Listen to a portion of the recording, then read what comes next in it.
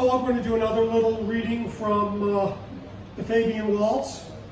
The main characters all ended up sharing a summer house, and some of them are not happy with Bernard Shaw's vegetarian cuisine. So, and Oscar Wilde has noticed that Sidney Webb, a Cockney intellectual, has been sneaking out of the house early mornings. So this is chapter 32 from Oscar Wilde's Secret Journal. I kept my window open all night in the hope that the noise of Mr. Webb on the stile would awaken me, but it was the sound of Miss Potter's voice that woke me. Mr. Webb, where are you going? I jumped from bed and rushed to the window. I could see Mr. Webb at the stile and Miss Potter near the kitchen door of the house. I often awake with a headache, said Mr. Webb. Walking helps to soothe it. I'll be back soon. Mr. Webb climbed the stile and set off across the field. Miss Potter returned to the kitchen. I had slept in my trousers, and now I threw on my shirt with all the speed I could muster. Only moments later, I slipped out the front door of the farmhouse and hurried to the stile. Mr. Webb was still visible at the edge of the trees as I climbed the stile. The field was not as muddy as I had feared, and the uneven ground was the only faint difficulty I encountered. Mr. Webb followed a path through the woods that bordered the field, and although I could not see him ahead of me, I thought it unlikely he would stray from the path.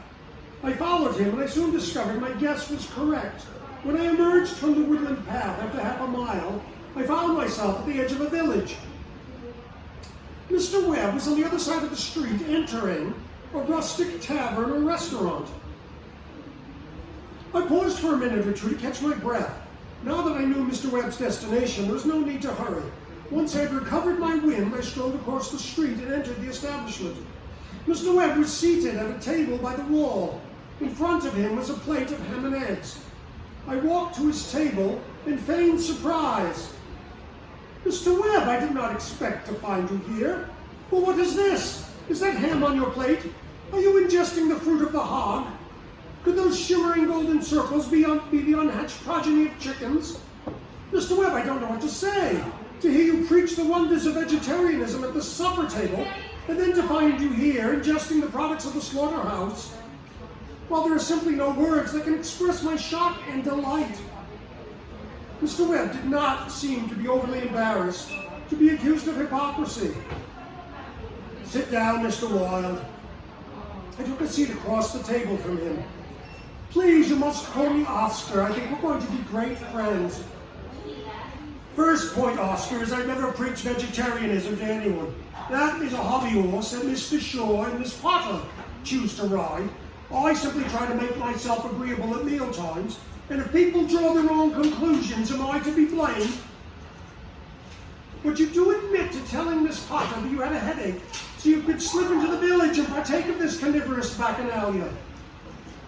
Well, you've got me there, I suppose, he said. I'd appreciate it if you don't tell Miss Potter where I've gone these few mornings. Your secret is safe with me. The proprietress of the restaurant now approached my table. Would you like some breakfast, sir? She asked. Oh, I would indeed. Ham and eggs, please. A double portion, fried in deception and sprinkled with sin. The good lady seemed shocked by my order. Mr. Webb merely shook his head and smiled. After breakfast, Mr. Webb and I strolled back toward the farmhouse. My mood had greatly improved upon the discovery of Mr. Webb's secret.